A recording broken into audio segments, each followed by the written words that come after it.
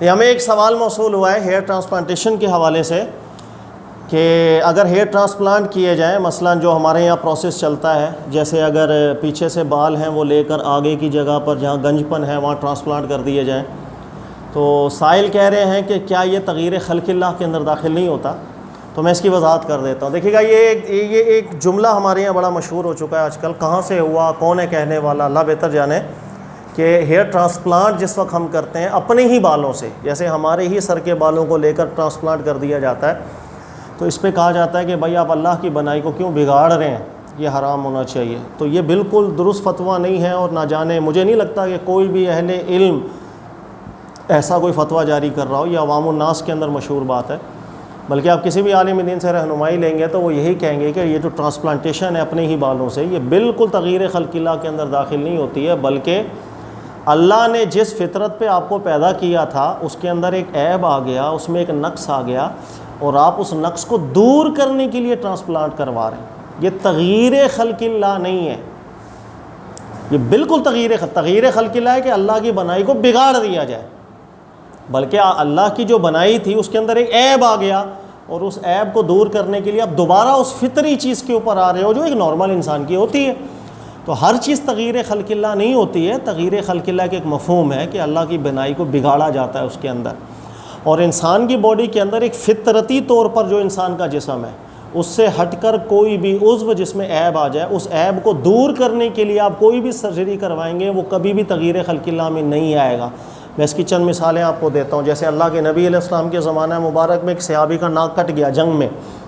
تو اللہ کے نبی علیہ السلام نے آرٹیفیشل ناک لگانے کی اجازت دی تھی، سونے کا ناک لگانے کی اجازت دی تھی، اس لیے کہ وہ نارمل فطری جو جسم ہے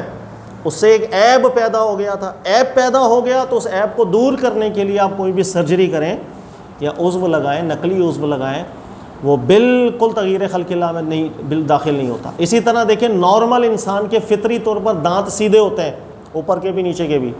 اب ایک شخص ہے وہ فطری جو انسان کی باڈی ہے اس سے ہٹ کر اس کے دانت ٹیڑھے ہونے لگ گئے ہیں، مثلا بعضوں کے دانت یوں آگے کی طرف نکلنا شروع ہو جاتے ہیں،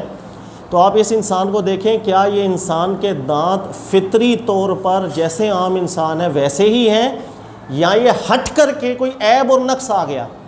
ہر شخص کہے گا کہ جس کے دانت آگے سے نکلنے لگ جائیں گے وہ عیب ہے، وہ نقص ہے۔ لہذا جب وہ عیب اور نقص کی بات ہے، اب وہ دانت سیدھا کرنے کے لیے وہ تار لگوائے یا کچھ بھی لگوائے، وہ بالکل تغییر خلق اللہ نہیں ہوگا، اس لیے کہ اس کے اندر ایک عیب تھا، ایک نقص تھا، وہ اس نقص اور عیب کو دور کر کے جیسا اللہ نے انسان کو بنایا ہے اس فطرت کی طرف واپس آ رہا ہے۔ تغییر خلق اللہ ہوتا ہے کہ جس فطرت پر آپ ہیں اس کو بگاڑ کے کہیں اور چلے جائیں، دو چیزوں میں فرق ہے۔ اسی طریقے سے آپ دیکھیں کہ آپ کے چہرے کے اوپر اگر کوئی ایسے نشانات آ جائیں، داغ دھبے وغیرہ آ جائیں کہ نیچرل آپ کے چہرے کے اوپر وہ داغ دھبے نہیں ہیں، کسی وجہ سے آ جائیں، کسی عیب کی وجہ سے، کسی بیماری کی وجہ سے، اب آپ اس داغ دھبوں کو دور کرنے کے لیے پروڈکٹس استعمال کرتے ہیں، بالکل تغییر خلق اللہ نہیں ہوگا کہ آپ تو اپنی فطرت کے اوپر واپس آ رہے ہیں، عیب کو دور کر رہے ہیں۔ اسی طرح ایک انسان ہے، اس کے ہاتھ میں 5 نارمل انسان کی 5 انگلیاں ہوتی ہیں، مثلا اس کی 6 انگلیاں آ گئیں، اور اب وہ آپریٹ کے ذریعے سے 6ٹھی انگلی کو اگر وہ ڈسٹرب کر رہی ہے، پریشان کرتی ہے اس کو، اور وہ کٹوا دیتا ہے، ایک مثال میں دے رہا ہوں، یہ کبھی بھی تغییر خلق اللہ نہیں ہوگا، اس لیے کہ نارمل فطری انسان کی جو باڈی ہے اس کے اندر 5 انگلیاں ہوتی ہیں ایک ہاتھ میں، تو جس کی زائد انگلی نکل آئے گی وہ اس نارمل خلق اللہ سے نکل گیا، وہ واپس اس فطرت پر آ رہا ہے، یہ بالکل عیب نہیں ہوتا۔ لہذا یہ چیز بڑے کسی اہل علم سے ہی رجوع کرنا چاہیے، کیا چیز تغییر خلق اللہ میں داخل ہو رہی ہے، کیا چیز تغییر خلق اللہ میں داخل نہیں ہو رہی۔ ہم بہت سی چیزوں کو تغییر خلق اللہ میں ڈال دیتے ہیں، حالانکہ وہ تغییر خلق اللہ سے اس کا کوئی تعلق نہیں بن رہا ہوتا۔ یہ ہیئر ٹرانسپلانٹیشن کے حوالے سے بھی یہ چیز عوام الناس میں بڑی پھیلی ہوئی ہے کہ اللہ کی بنائی کو بگاڑا جاتا ہے، بالکل نہیں بگاڑا جاتا۔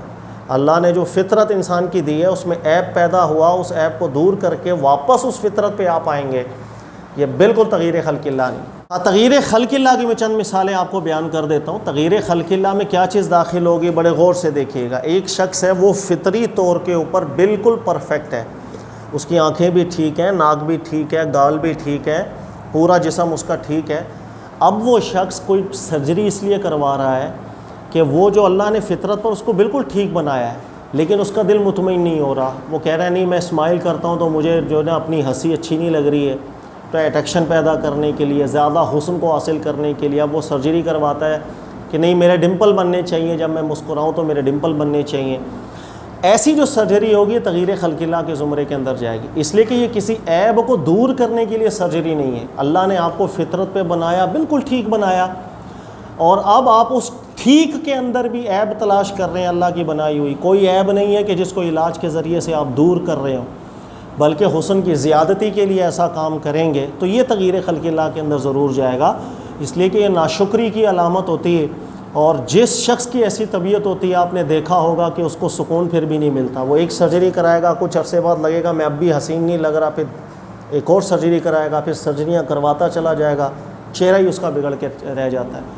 اس لیے اللہ کا شکر ادا کرنا چاہیے ہر حال کے اندر۔ اللہ نے آپ کو بالکل تندرست جسم دیا ہے، اس میں کوئی عیب نہیں ہے، نقص نہیں ہے، تو آپ کا جسم ٹھیک ہے۔ اب اس کے اندر آپ کسی بھی طریقے سے حسن کی زیادتی کے لیے تغیر کریں گے، وہ تغیر خلق اللہ ضرور بنے گا۔ لیکن میں اس ٹرانسپلانٹیشن کی بات کر رہا ہوں جو نارملی آپ ہی کے جسم سے بال لے کر کے ان جگہوں کے اوپر ٹرانسپلانٹ کیے جاتے ہیں